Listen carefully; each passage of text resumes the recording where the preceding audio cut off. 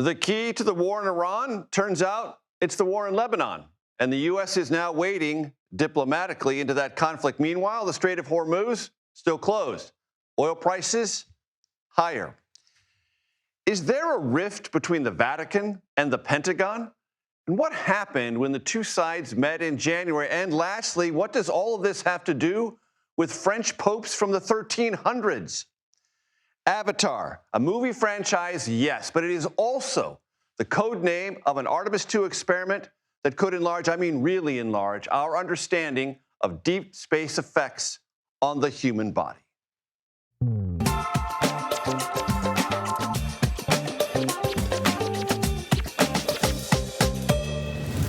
Hello, everyone. I'm Major Garrett in Washington. Welcome to the Takeout.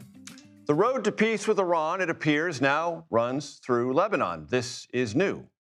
Just yesterday, Vice President J.D. Vance, who, by the way, will lead U.S. negotiators in talks with Iranian officials tomorrow in Islamabad, Pakistan, said just yesterday, that Lebanon had nothing to do with Iran and the ceasefire reached with the Trump administration. Today, different machinations and different statements. President Trump, for one, said he urged Israel to scale back military bombardment of targets in Lebanon. The Israeli Prime Minister, Benjamin Netanyahu, directed his government to engage in talks with Lebanese leaders about a ceasefire, and very late today, the State Department said it would lead efforts to forge a ceasefire between Israel and Lebanon. Quick reminder, Hezbollah, an Iranian-financed and supplied terrorist proxy in southern Lebanon, has, since the war with Iran began, been a target of increasingly aggressive Israeli air and ground operations. In those operations, Hezbollah leaders and fighters have been killed and some of their weapon stockpiles destroyed. But also, many civilians have died in what was, until very recently, a somewhat overlooked part of this conflict. Iran said the ceasefire would fall apart if Israel did not stop attacking Lebanon. The White House, at least initially, said Lebanon wasn't even part of the ceasefire, though, and this is important, many diplomats in the Middle East, including, very importantly, the Prime Minister of Pakistan, thought that it was. Achieving that ceasefire is now clearly part of this very complex mix of negotiations. While the world waits for those to play out, the Strait of Hormuz remains closed. According to CBS News analysis of vessel movements through the strait, 70 vessels of all kinds, tankers, cargo carriers, transited the Strait of Hormuz the day the war began. Remember that number, 70. By comparison, in the last 5 days, only 40 vessels, 40 over 5 days, have transited the strait. And that is why oil prices today traded back up, nearing $100 per barrel. That's a signal that anxiety persists, and it's a guarantor of a longer run of high gas prices here. In case you're keeping track at home, the national average price of a gallon of regular gas rose to $4.16 today. It was $3.47 a month ago. We turn now to Ed O'Keefe at the White House. Ed, a lot going on and a lot at stake for the vice president and this administration as it tries to now figure out what's going on with Israel and Lebanon, in addition to what's going on with it and the Iranians. That's right. This will be the biggest diplomatic project of the vice president's modestly lengthy political career, and frankly, not that long compared to many that he works with. But he is still scheduled to head, is our understanding, to Pakistan likely tomorrow, ahead of these talks scheduled for Saturday. He'll be joined by Steve Witkoff and Jared Kushner. We have not seen the president today. We haven't heard from him outside of a handful of modest interviews where he essentially reiterated, as he did on social media, that U.S. military assets will remain in the region unless or until there is an agreement with Iran, which he anticipates. And if not, then, quote, the shooting starts again in a bigger way than it did before. And as you said, so much of this today has been focused on what Israel and Lebanon may sort out here. The Israeli Prime Minister authorizing direct talks with Lebanese officials here in Washington next week, CBS News has confirmed. That came, however, after the Lebanese health ministry said at least 300 people were killed in those attacks on Lebanon yesterday that are designed to fortify northern Israel and security concerns Israel has along the Israeli-Lebanon border. But the fact that he's now authorizing these talk signals that the prime minister has gotten the message from the administration here in Washington. You've got to at least appear to be talking to Lebanon so that we can begin talking to Iran. The First Lady, not too long ago today, Ed, did something that was unexpected. She talked about Jeffrey Epstein and herself, and I want to play for the audience what she said, and then I want to have you let me know what you know about it on the other side.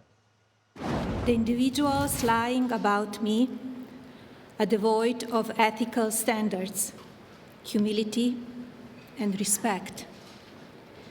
I do not object to their ignorance, but rather I reject their mean-spirited attempts to defame my reputation. Now, Ed, I miss many things in a given news day, but I don't recall and I don't remember seeing a lot of chatter about the First Lady and Jeffrey Epstein. No, Major. In fact, we got word of this last night that she was planning on saying something today. Initially around here, it was thought that this had to do with her ongoing push to reunite Ukrainian children with their families after they'd been kidnapped from Russia. But then indications came to the CBS News pool producers who were shooting this event on behalf of all the television networks that this was going to get a little more personal, perhaps, than previous public statements she'd made on that issue of missing Ukrainian orphans.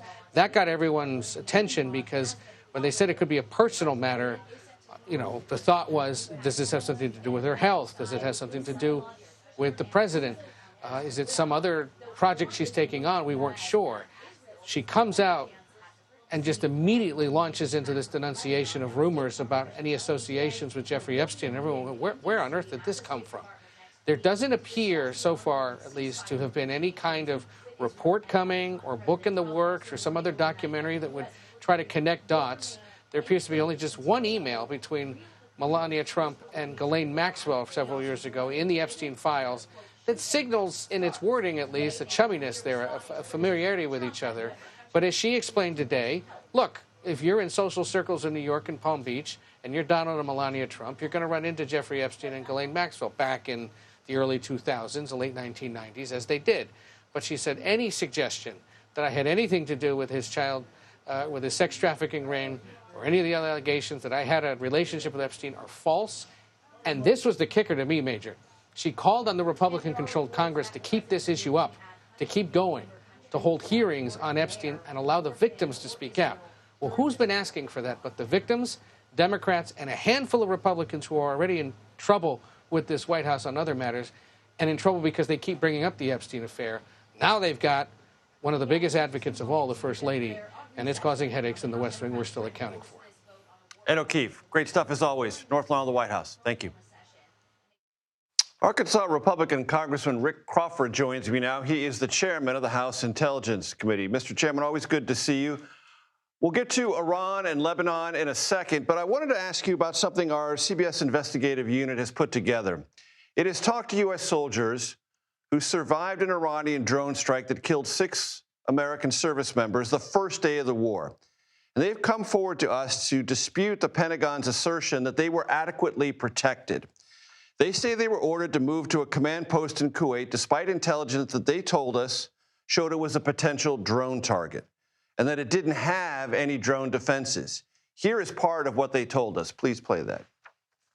What fortifications existed there? I mean, I would put it in the none category from a drone defense capability. None. There were no fortifications. None. What you're describing can be very painful for a lot of the families of the fallen heroes, for a lot of the families of the injured. I'm very sad for their loss, and it's something I'll carry with me for the rest of my life.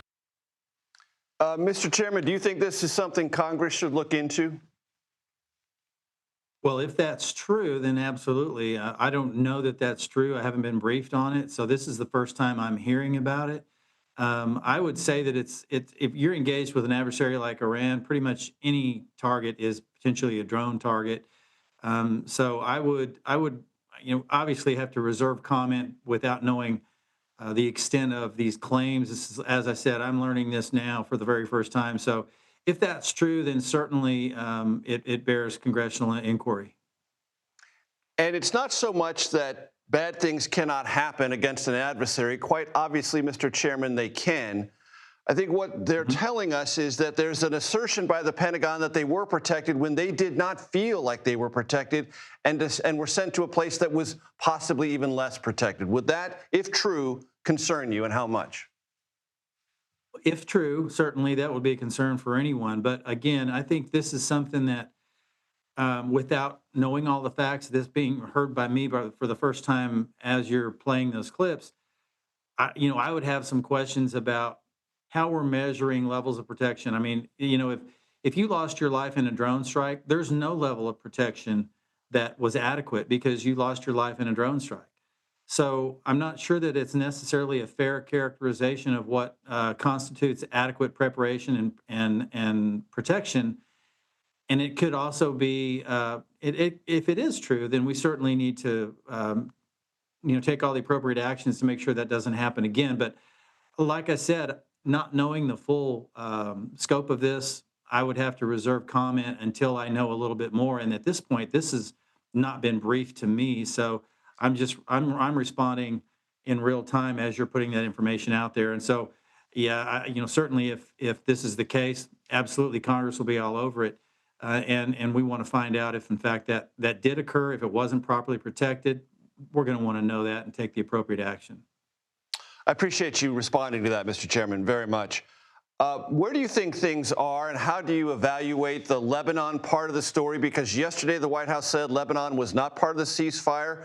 Now the State Department said it's going to engage in direct negotiations to try to create a ceasefire between Lebanon and Israel. How do you evaluate all this? Yeah, Iran always presents somewhat of a moving target, and dealing with an adversary like Iran has proven to be difficult on a good day. They routinely violate their word. And so any kind of agreement that you may have had with Iran is certainly subject to change at their whim.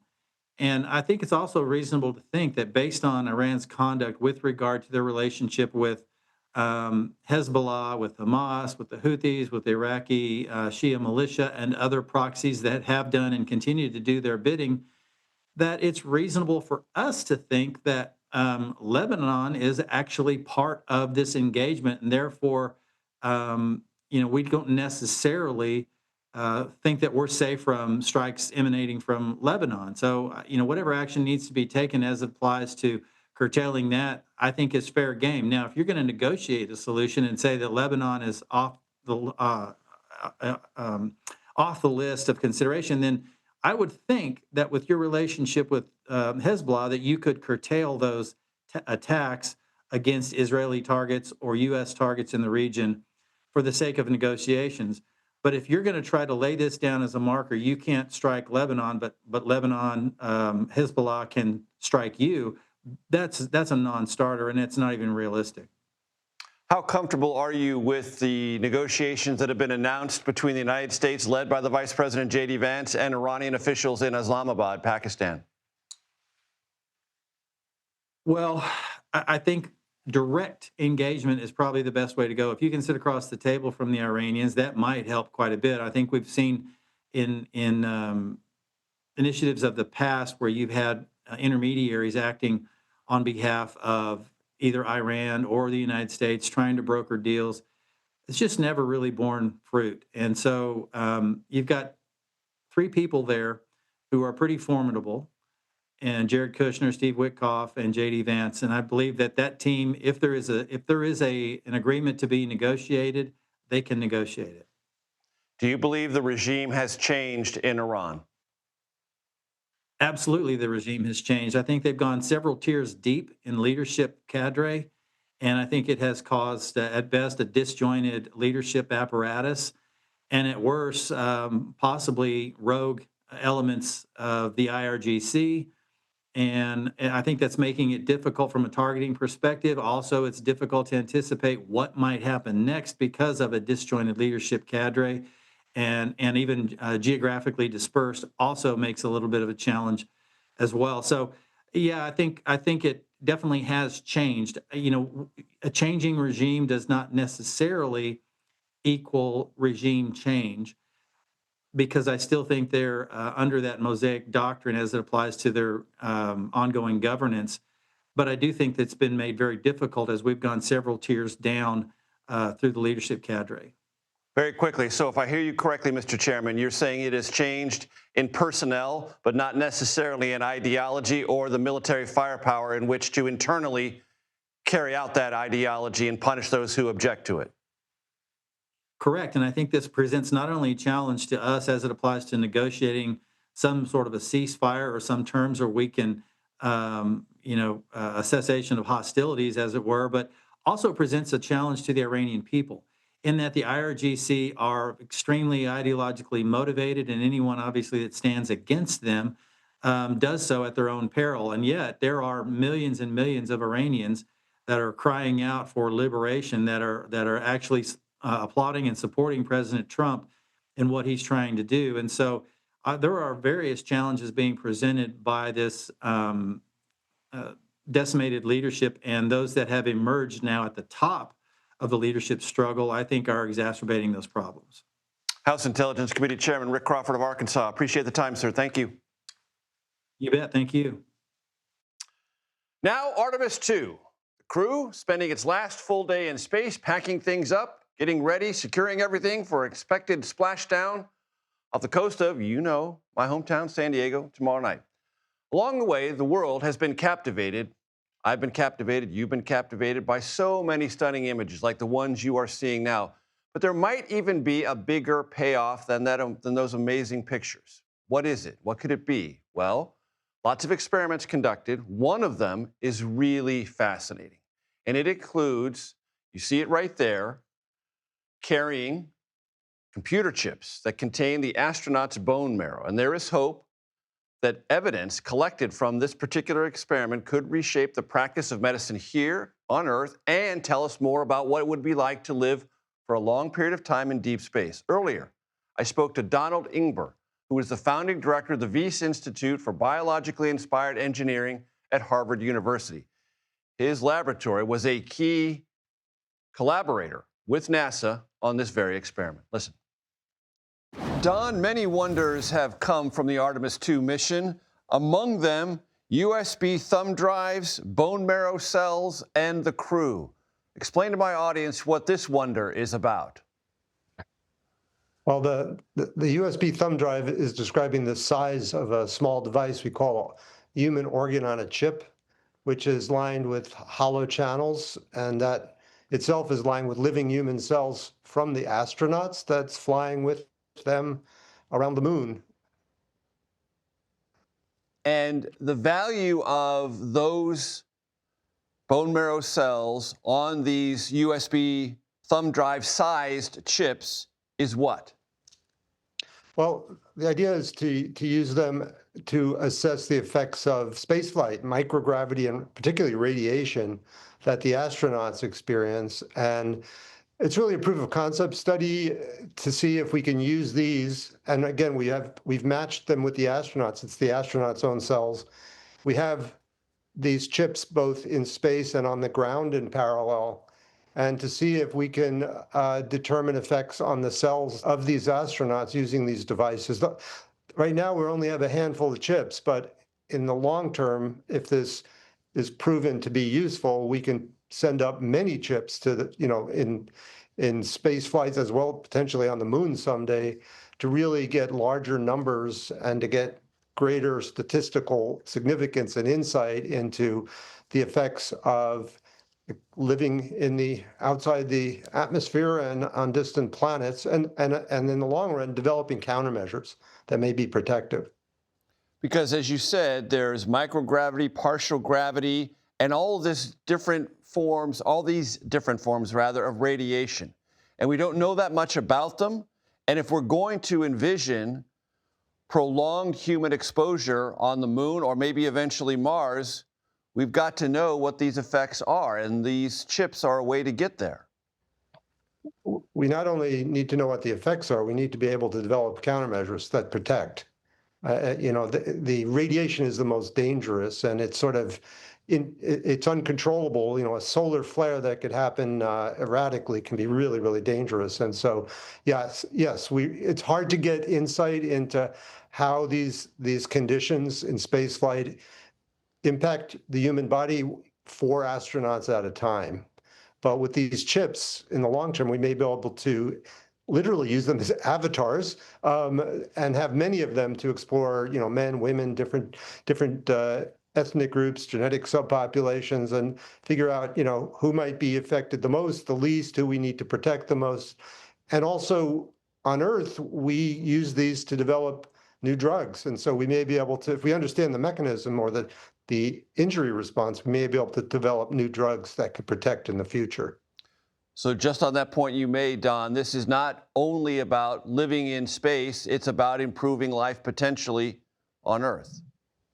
Absolutely. The effects of microgravity are muscle and bone wasting, which is very similar to what you see with bedridden patients. If you had countermeasures to protect against that, it could be useful on Earth. Protecting against radiation obviously could be useful on Earth to protect, healthy tissues against cancer radiation therapy, or in the case of a major nuclear accident. Walk my audience through what's going to happen after splashdown, because lots of people are going to be dealing with the data collected. Yeah, so my team they were at the Kennedy Space Center for the launch, and then they're going to be collecting the samples that will be taken, and we fix them to freeze the tissues in place in San Diego, and they pick them up from the landing, and they'll be all transported back to Boston, where then all the analyses will be carried out to determine whether there are effects on the chromosomes, on inflammation, on injury to cells, and by comparing the ones that went around the moon and the ones that were on Earth. And we've also had blood samples from the astronauts before and after, and so we'll be comparing the results that we see in the marrow to what we see in the blood cells in the circulation, which are produced by the marrow. And how long will it be before your team knows what it has learned? That's going to take many months probably to do all the analyses. We're going to be following up for a number of months with astronaut blood samples to really do all these comparisons. But once again, this is really a proof of concept study.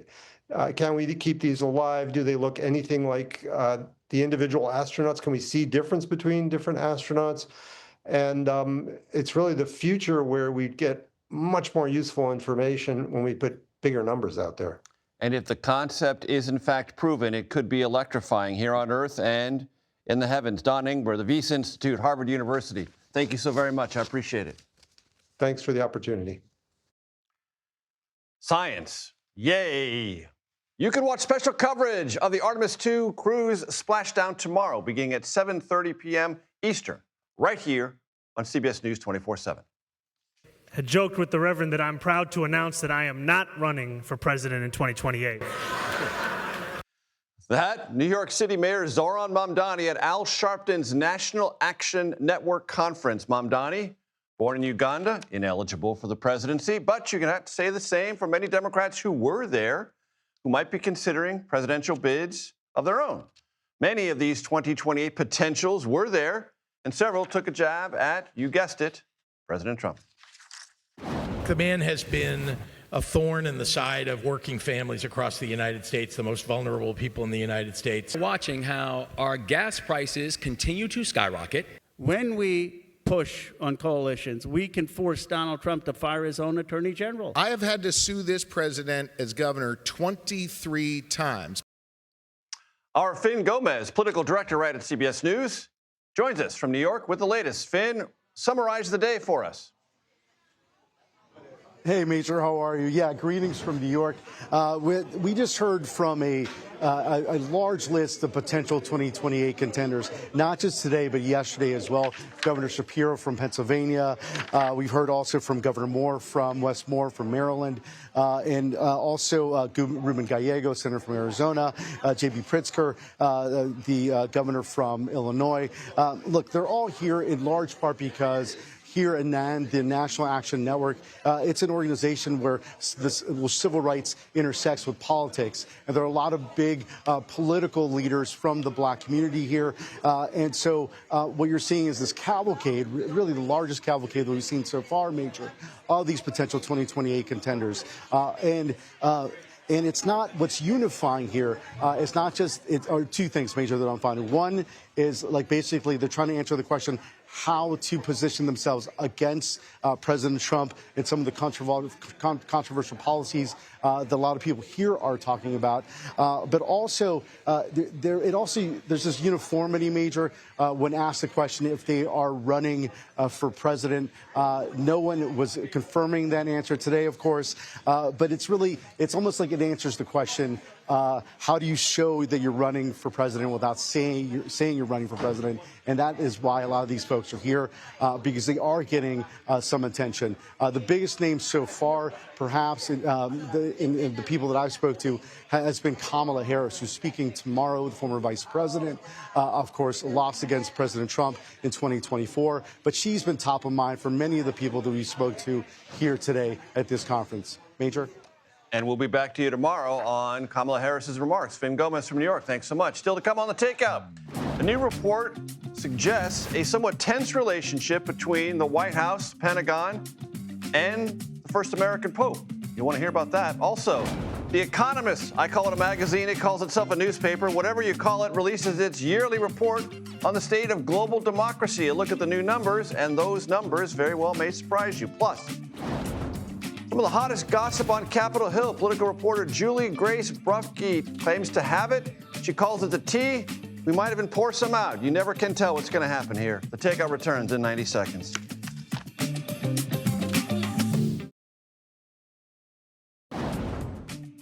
Welcome back to Takeout. Pope Leo, staunch critic of the war in Iran, but as you might expect, praised the fragile ceasefire agreement that's still being dealt with. New piece from the Free Press finds the relationship between the White House, Pentagon, and the Vatican is, quote, on the outs. Mattia Ferrarisi wrote the piece. He joins me now. He's also a writer for the Italian newspaper Domani. Mattia, it's very good to have you with us. Outline for my audience what you believe has put this relationship in a difficult position and why. Hi, Major. Thanks for having me.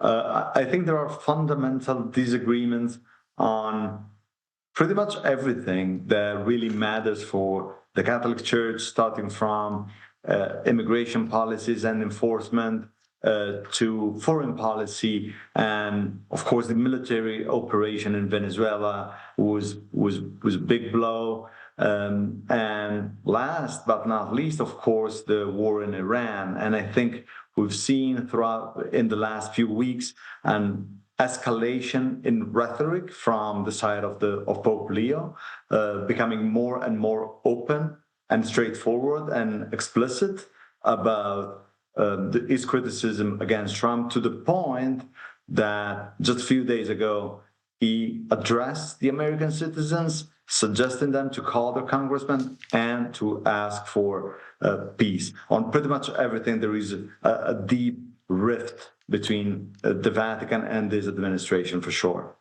And you write about a meeting at the Pentagon late January in which French popes from the 1300s were invoked. What was that all about?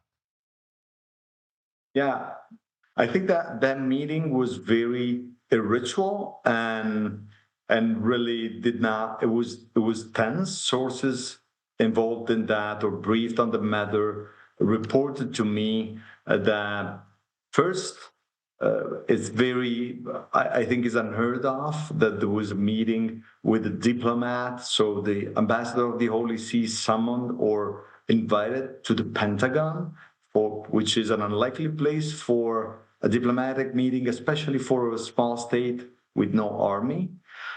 So there's that. And also, I think there was some tensions, and it was described to me as a bitter lecture in which the U.S. officials voiced their disagreement with some position that the church took recently. And in that context, there was what I think was a very unsavory joke about the Avignon papacy, that moment in the 14th century in which the French crown used its military and its political power to sort of curb the papal authority. So there was a kind of like a veiled threat. Well, for sure, it was a line that was not designed to make Vatican officials at ease.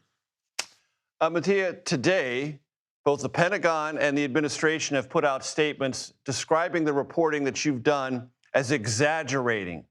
I want to get your response to that. Sure. I think the first they acknowledged the fact that the meeting happened, which it was not obvious.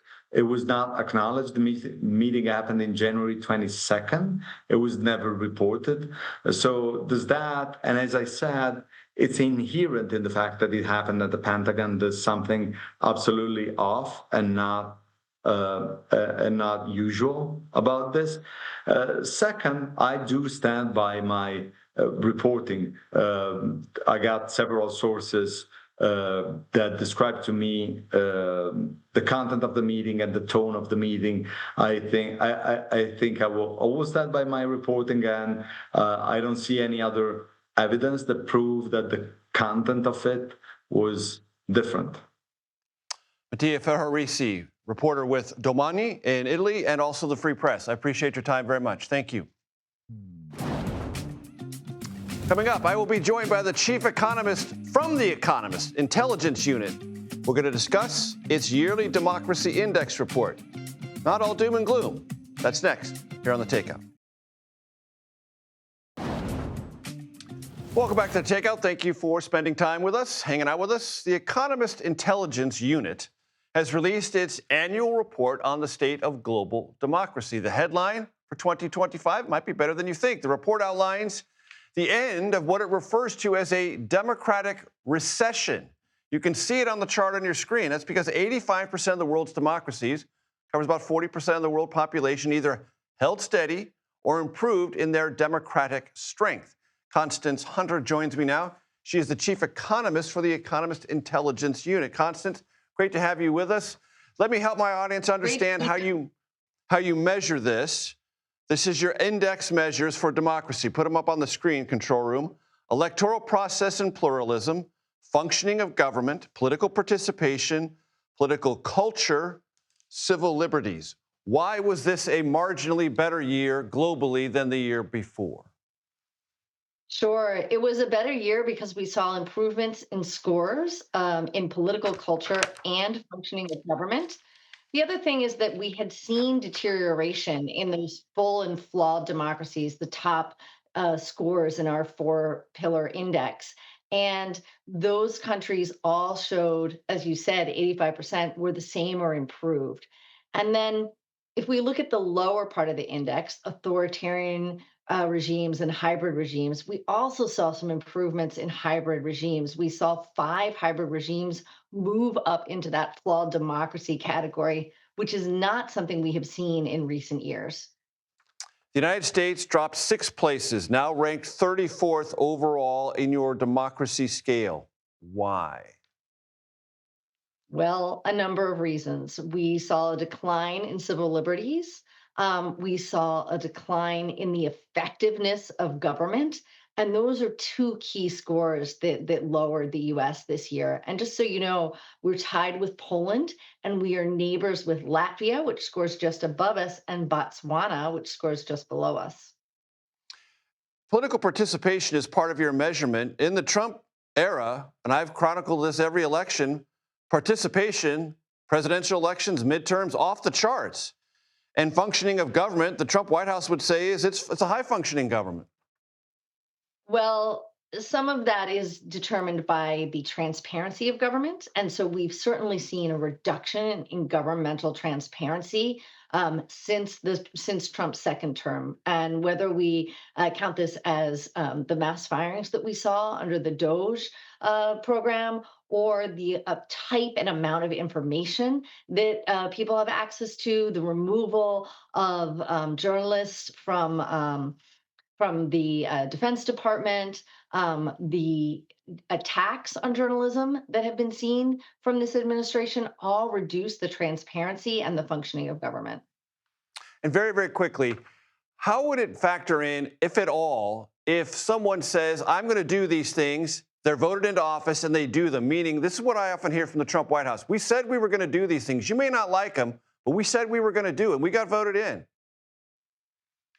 So that's absolutely a valid defense from the Trump White House. I think one of the things that we might see is an increase in political participation here in these midterms, right?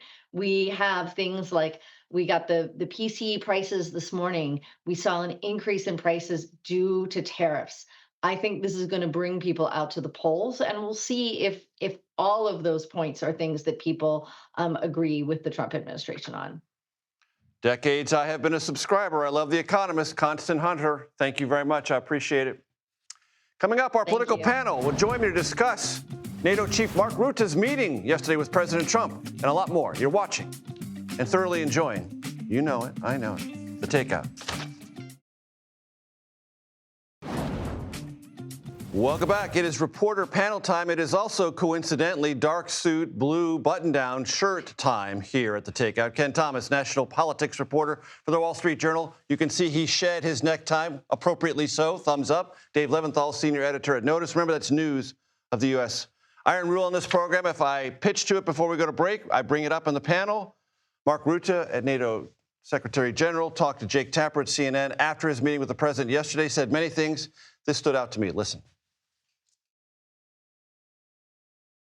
President Trump's commitment to progress reversed more than a generation of stagnation and atrophy by reminding Europe that values must be backed by hard power. Not Jake Tapper. That's at the Reagan Foundation today.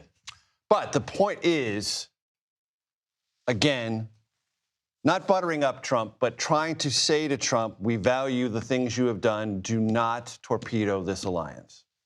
Ken? Yeah, Major. I mean, I think Rutte's mission this week was to try to sort of soften the blow, minimize any damage to NATO. The president said ahead of his visit that NATO's a paper tiger. He's been disappointed, tested, failed. We have reporting this week that the White House has been looking to punish NATO by perhaps moving some troops around, maybe moving some troops out of, say, Spain or Germany.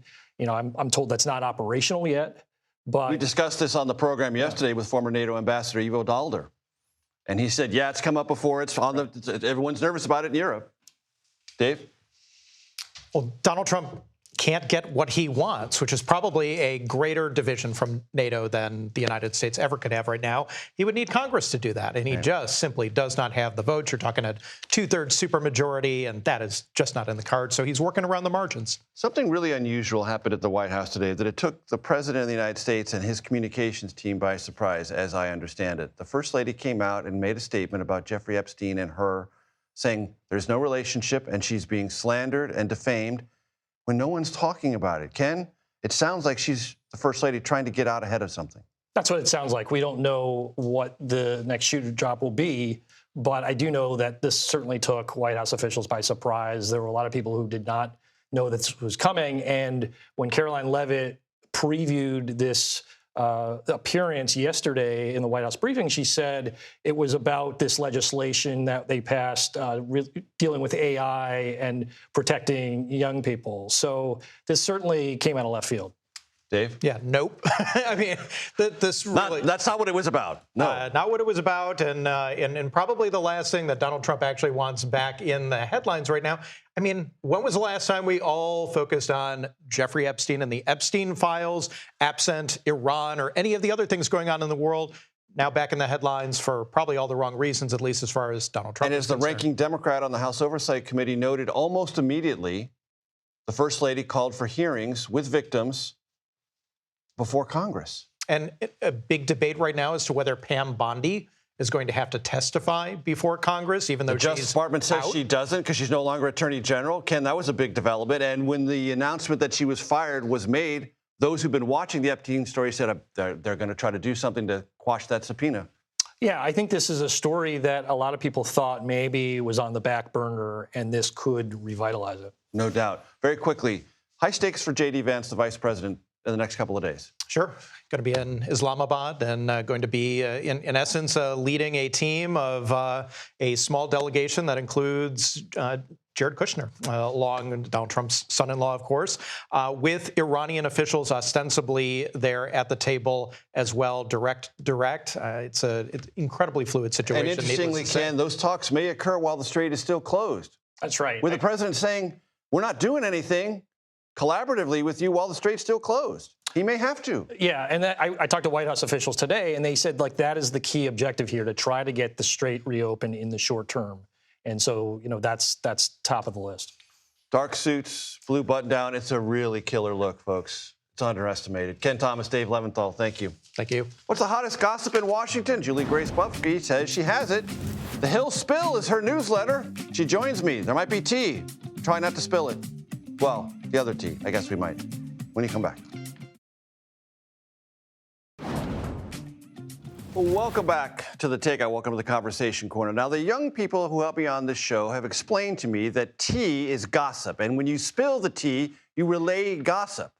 So we're going to try to do that. Spill the tea. Not literally, because I have a tea kettle here. And listen to this cool sound.